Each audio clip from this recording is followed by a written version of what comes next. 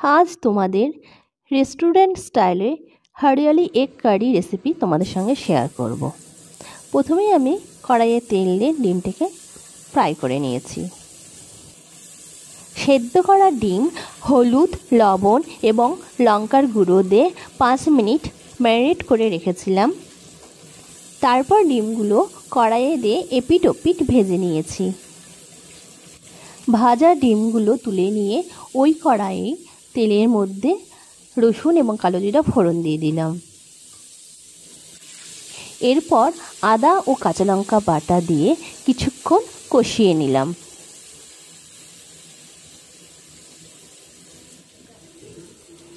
হলুদ এবং স্বাদ মতন লবণ দিয়ে আরও কিছুক্ষণ কষাতে হবে। যতক্ষণ না তেলটা ছেড়ে দেবে ততক্ষণ আস্তে আস্তে হালকা আঁচ দিয়ে কষাতে হবে।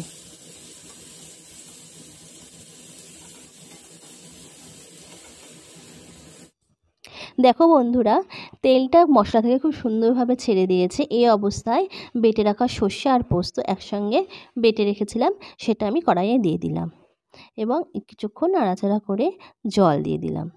সর্ষেটা বাটার সময় আমি একটু লবণ দিয়ে দিয়েছি যেন তিতকুটে ভাব না লাগে। এরপর পরিমাণ মতো জল অ্যাড করতে হবে এবং ওই ভেজে রাখা ডিমগুলো এর মধ্যে অ্যাড করে দিতে হবে।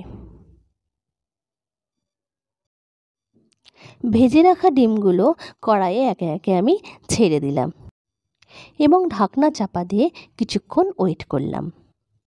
আজ আমি তোমাদের সঙ্গে একই পদ্ধতিতে 2 রকম স্টাইলের রেসিপি শেয়ার করব। এই যে কিছুক্ষণ পর আমি ঢাকনাটা তুলে দিয়ে কাঁচা লঙ্কা দিয়ে আবার ঢাকনাটা দিয়ে দেব। ঢাকনা দেওয়ার আগে স্বাদ মতো চিনি অ্যাড করলাম। আমি এখানে ডিমগুলোকে ফ্রাই করেছি, কিন্তু তোমরা চাইলে ডিমগুলোকে সেদ্ধ করে ডাইরেক্ট এর মধ্যে এই মশলার মধ্যে দিয়ে ভাপা করে নিতে পারো।